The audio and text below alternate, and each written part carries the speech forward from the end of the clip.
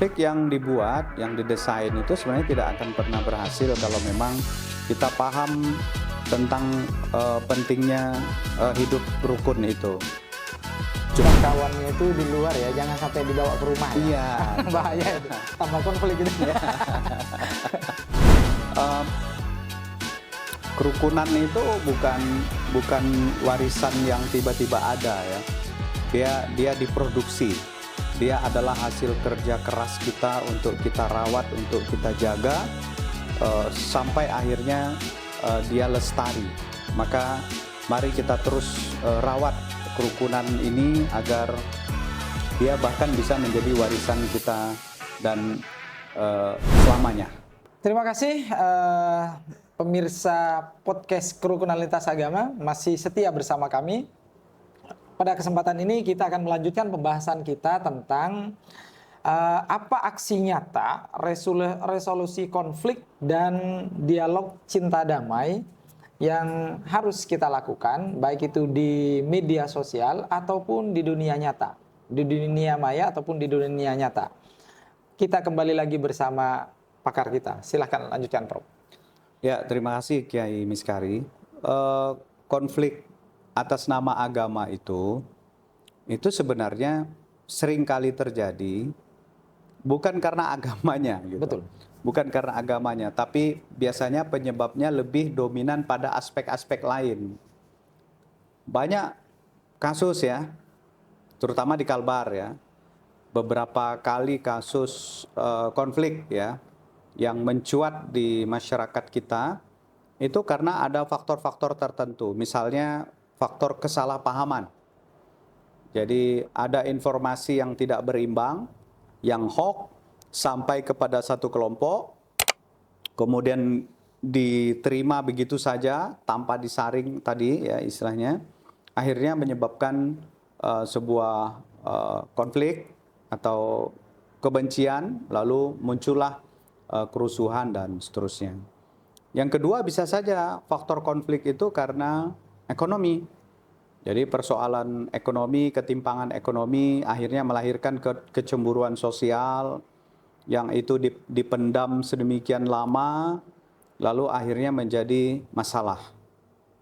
Misalnya teman saya kemarin beberapa waktu yang lalu dia pengusaha keratum, ya. Usaha keratum, lalu mantan pegawainya itu mungkin ada masalah atau apa, lalu akhirnya dia yang nyolong gitu, menyolongin keraton itu, dan itu kalau nggak pagari itu bisa menyebabkan konflik ya. Jadi konflik-konflik yang skala besar itu seringkali muncul karena hal-hal yang sepele ya, karena berebut lahan,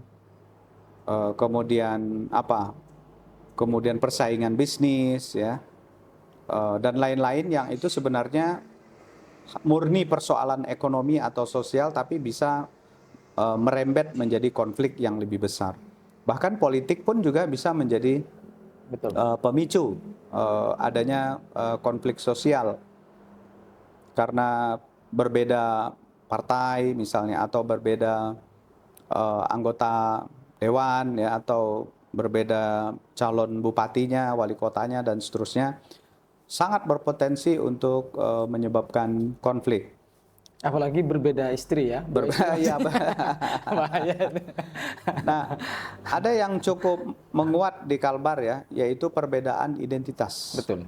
Perbedaan identitas kelompok ya, terutama dari kesukuan, itu juga sangat besar pengaruhnya dalam memicu konfliknya, sehingga bahkan lebih kentara. Ya, sehingga dari faktor kesalahpahaman, informasi yang salah, faktor perbedaan kelompok, identitas, ekonomi, itu benar-benar bisa menyebabkan konflik yang nyata ya di tengah masyarakat kita. Maka agama itu sering sekali hanya sebagai simbol saja untuk penguat gitu ya, sebagai simbol pembenaran, tapi sebenarnya seringkali penyebabnya bukan karena agama itu sendiri. Nah, FKUB hadir ya beberapa kali dalam situasi seperti ini untuk mencari solusi mencari solusi, bukan hanya mencari solusi sebenarnya, mulai dari mengantisipasi jangan sampai persoalan-persoalan seperti ini muncul. Banyak FKUB kita yang sudah berperan aktif ya dalam menjembatani persoalan-persoalan konflik di tengah masyarakat. Kita beri contoh misalnya FKUB Kuburaya ya. Singkawang. Ya, Singkawang ya. Waktu kasus misalnya di Desa Kapur ya. Di Desa Kapur itu muncul penolakan pendirian salah satu rumah ibadah gitu ya oleh sekelompok massa.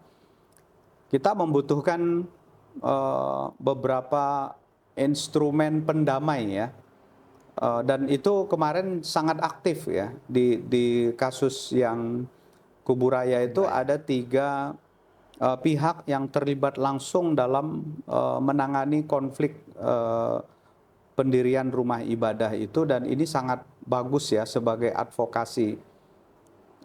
Kita baca di media. Pihak yang pertama yang sangat proaktif itu adalah pemerintah. Jadi sekali lagi memang pemerintah ini sangat penting ya untuk menangani persoalan sosial yang ada di masyarakat. Pemerintah pada waktu itu langsung press release ya, menyampaikan informasi kepada masyarakat untuk menahan diri dan seterusnya, lalu mengumpulkan pihak-pihak yang berseteru ya. Nah, kemudian yang kedua dari FKUB sendiri ya. Betul. FKUB sendiri Pak siapa waktu itu ketuanya ya? Ahmad Fatoni. Pak Fatoni itu mengumpulkan dari provinsi juga turun itu, Prof. Provinsi turun, Kalbar juga, FKUB Kalbar memediasi ya. Beberapa pihak diajak dialog, diskusi dan seterusnya, dan berhasil. Bahkan ada satu elemen yang tidak kita duga ya, elemen dari lembaga masyarakat ya, dari kelompok Melayu dan kelompok Dayak ya kalau nggak salah ya, dari pemuda ya, pemuda Melayu itu juga melakukan advokasi kepada masyarakat dengan menyampaikan press release juga, himbauan kepada masyarakat agar dapat menahan diri ya, jangan sampai terpengaruh lalu menyebabkan konflik yang tidak kita harapkan. Nah, kalau 3 elemen ini bisa bekerja dengan maksimal, maka sebenarnya konflik-konflik apapun, apalagi yang mengatasnamakan agama, itu prinsipnya bisa saja akan dengan mudah untuk kita atasi. Sehingga ketika kita ingin berdialog ya, untuk menyelesaikan konflik misalnya. Jadi ada yang harus kita pahami bahwa sebenarnya dialog itu bukan dalam rangka untuk mengalahkan pihak yang lain, memenangkan pihak tertentu untuk mengalahkan pihak yang lain, bukan.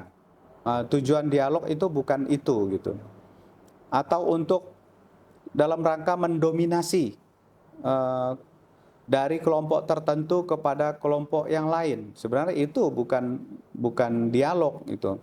Jadi dialog itu sebenarnya adalah untuk mencoba untuk saling memahami persoalan apa sebenarnya yang muncul, penyebabnya apa, keinginan masyarakat itu sebenarnya apa. Lalu diharapkan setelah kita paham, kita menghargai. Betul.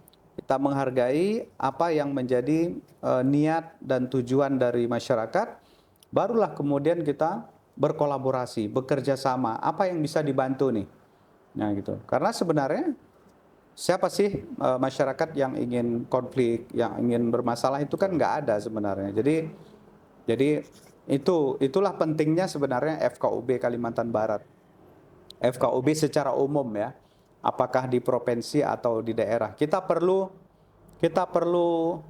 sering ya, perlu rutin untuk mendengarkan apapun yang menjadi keluhan, aspirasi masyarakat sebelum kita membuat keputusan, menilai dan seterusnya ya. Jadi hearing itu sangat penting ya. Kemudian ini yang perlu hearing ini ya, para anggota masyarakat FKUB ini juga. Ya, anggotanya juga, masyarakatnya secara luas ya. Betul. Makanya kita perlu rajin-rajin juga turun ke daerah ya untuk mendengarkan apakah daerah tersebut punya persoalan-persoalan yang belum selesai ya. Mudah-mudahan ada yang nonton podcast kita ini sehingga dari pemerintah itu Iya. menambah anggaran untuk FKUB, Prof. Ya. Nah, Sehingga bisa turun. tujuan kita ini kan sebenarnya adalah untuk kepentingan bersama ya, Betul. untuk kerukunan umat Kerukunan beragama dan kita perlu membangun kepercayaan satu sama lain ya, karena kalau satu sama lain tidak saling percaya ini juga bisa Betul. menyebabkan masalah, barulah kita mencari solusi. Jadi solusi itu tidak bisa datang tiba-tiba ya. Jangan harap FKUB ujuk-ujuk datang lalu kepengen mencari solusi, tidak. Bukan itu yang benar. Yang benar itu adalah kita mendengarkan dulu. Mendengarkan, kemudian memahami tujuan mereka apa. Apa tujuan mereka? Lalu kita berangkat pada kepentingan bersama. Artinya semua pihak yang berselisih tadi itu harus dihargai kepentingannya apa. Betul. Nah, setelah itu barulah kita mencari solusi apa yang paling tepat. Nah, FKUB tentu tidak bisa berdiri sendiri, bekerja sendiri. Kita membutuhkan banyak kolaborasi ya, banyak kemitraan dengan pihak-pihak yang harus ikut bertanggung jawab ya, harus ikut berkontribusi dalam merawat kerukunan di Kalimantan Barat. Misalnya ormas ya. Ormas keagamaan itu sebenarnya sangat potensial untuk digandeng oleh FKUB ya. Karena dari ormas inilah sebenarnya massa itu hadir. Jadi massa itu banyak tersentralisasi di ormas, di lembaga, di NGO yang kita butuh kemitraan mereka. Bagaimana caranya? Mulai dari dialog sampai kegiatan bersama. Jadi dialog itu penting, bukan hanya dialog diskusi gitu ya, tapi dialog dalam aksi nyata, dan FKUB Kalbar sudah melakukannya selama bertahun-tahun. Terakhir kita ke Desa Manggala ya, di Kabupaten Melawi. Kita melakukan penanaman pohon ya, kemudian melakukan edukasi moderasi melalui board game, kemudian ada dialog di situ dan lengkap ya. Dan pembuat gamenya adalah beliau. Dan masyarakat sangat senang karena sebenarnya mendesiminasikan kerukunan ini atau moderasi tidak mesti harus dalam bentuk tanya jawab, tapi dalam bentuk aksi lingkungan ya, aksi bersama yang itu bisa langsung sampai kepada masyarakat. Bahkan walaupun hanya sekedar berbicara tentang sebuah tugu kerukunan ya, bersama-sama di situ, itu juga sudah mengikat emosional masyarakat yang beragam itu. Ada pastor di situ, ada ustadz di situ, ada romo, ada pendeta dan seterusnya. Itu juga merupakan modal sosial kita. Jadi FKUB akan terus hadir ya, akan terus hadir merawat, menjaga harmoni dan kerukunan umat beragama di Kalimantan Barat dengan bersinergi kepada pihak-pihak ya, baik itu pemerintah ya melalui Kesbangpolnya atau instansi-instansi yang lain termasuk ormas masyarakat ya, bahkan mungkin masyarakat secara luas, termasuk perguruan tinggi, lembaga-lembaga pendidikan. Saya kira itu sangat penting. Nah, hari ini pemuda itu sangat diharapkan perannya. Pemuda yang punya kecerdasan digital hari ini, karena itu yang membedakan mereka dengan kita, Pak, yang sudah berumur 40 lebih. Mereka yang punya kecerdasan digital ini kita harapkan bisa terus mengkampanyekan moderasi beragama, kerukunan umat beragama di area publik ya. Agen moderasi beragama. Ya, sebagai agen moderasi beragama dengan kompetensi dan perannya hari ini, yang tentu tidak sama dengan apa yang kita lakukan dulu. Dan kita berharap agar kolaborasi pemuda, bila perlu pemuda lintas agama misalnya, dalam mengkampanyekan ya hidup yang rukun, hidup yang harmoni ini terus dilakukan, terus terjalin karena memang tantangan hari ini juga tidak pernah berhenti. Tantangan konflik ya, kemudian tantangan menurunnya harmoni ya antar umat beragama itu terus terjadi sampai hari ini. Karena kalau, mohon maaf dipotong Bro, karena ketika berbicara tentang konflik itu, kalau menurut Koser itu, konflik itu ada yang rasional, ada yang irasional Bro. Jadi ada konflik yang memang terjadi dengan sendirinya, tetapi konflik ada yang membuatnya gitu Bro, ada desainernya. Nah, itu gimana cara kita untuk menemukan itu dan bisa menangkal itu semua, bagaimana caranya itu kira? Yang dibuat-buat itulah Bro. Ya. Konflik yang dibuat, yang didesain itu sebenarnya tidak akan pernah berhasil kalau memang kita paham tentang pentingnya hidup rukun itu. Cuma persoalannya kan memang ada orang yang mencari keuntungan, mencari duitnya dari sempit situ. ya, keuntungan sempit, keuntungan instan, dan tapi saya yakin itu tidak banyak ya, tidak banyak. Kita sepanjang kita masih normal ya, masyarakat kita masih selalu ingin hidup damai, hidup harmoni, bekerja nyaman, makan nyaman, tidur nyaman ya, semua nyaman, dan itu tidak mungkin terjadi kalau kita konflik. Maka setiap potensi yang bisa menimbulkan konflik karena ada upaya-upaya individu atau kelompok tertentu, disitulah FKUB hadir ya. Disitulah pemerintah hadir, disitulah lembaga-lembaga sosial, lembaga keagamaan itu hadir untuk bersama-sama. Karena kalau kekuatan ini tidak dibangun secara kolektif ya, maka saya yakin ya upaya untuk merusak ketenangan masyarakat itu bisa saja akan terjadi ya. Tapi kalau kita berkolaborasi ya bersama-sama, ada aksi nyata ya, yang itu bisa kita lakukan secara bersama-sama ya, saya kira itu jauh lebih bagus. Kita tidak mesti juga harus memulainya dari hal-hal yang besar Pak Miskari.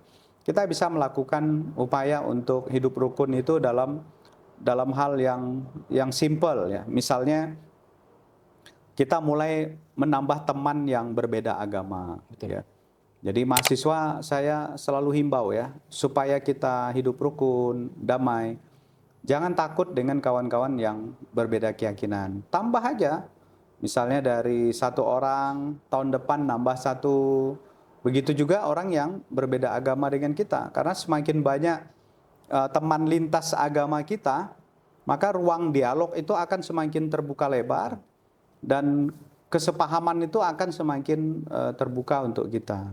Betul. Nah, kalau udah punya teman yang beragam, nanti kita bisa saling beraktivitas, saling mengunjungi kegiatan-kegiatan lintas iman.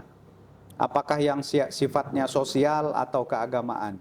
Misalnya Pak Haji Miskari misalnya punya teman Amoy misalnya gitu ya, pas dia lagi Imlek gitu ya, Singkawang. Nah, pas lagi dia Imlek, maka Kiai Miskari berkunjung, bersilaturahmi, syukur-syukur dikasih angpau ya. Nah, saya kira ini sangat penting untuk merawat kerukunan umat beragama. Begitupun juga menambah kawannya itu di luar ya, jangan sampai dibawa ke rumah ya. Iya, bahaya itu. Tambah konflik gitu. Ya. Betul, Bro. Begitupun pas kita misalnya lebaran ya, teman-teman kita yang biasanya hanya muslim, tiba-tiba ada yang Kristen, ada yang Hindu, Buddha. Saya kira itu sangat penting ya untuk menjadi modal sosial kita hidup rukun. Kalau udah kayak gitu, kayak apapun yang orang-orang tertentu tadi untuk mengganggu kerukunan kita, harmoni kita itu nggak akan pernah bisa berhasil dia. Siap. Nah, anak-anak muda, pemuda kita hari ini kita butuh mereka jadi duta damai. Ya. Mungkin ada program khusus nanti dari FKUB bagaimana memprogram anak-anak muda kita bisa menjadi duta perdamaian di Kalimantan Barat. Mereka mengkampanyekan hidup harmoni damai di tengah masyarakat sebagai anak muda. Jadi mereka udah nggak zamannya lagi konflik, Betul. nggak zamannya lagi huru hara atau merusak dan seterusnya. Ini zamannya persaudaraan, ini zamannya kerjasama, kolaborasi dan seterusnya. Dan saya berharap FKUB terus melebarkan perannya sampai akhirnya Kalbar ini terus harmoni selamanya. Siap, siap. Terima kasih Prof.